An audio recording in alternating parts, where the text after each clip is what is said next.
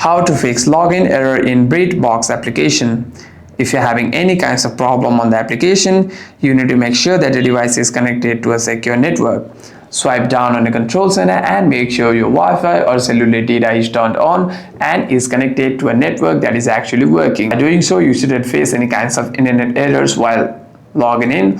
However, if you do face any kinds of problem while logging in again, you want to simply go to your settings, scroll down and tap on general, tap on iPhone storage, and here you want to scroll down and navigate yourself to the BritBox application.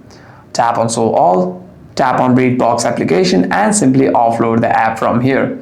Tap on reinstall application, and what this does is it deletes the application whilst keeping its documents and data. And the next time you open the app, you shouldn't face any kinds of problem regarding your login. However, if this doesn't solve your problem, simply restart your device once and open the app again. Hope this video was helpful. Do like and subscribe.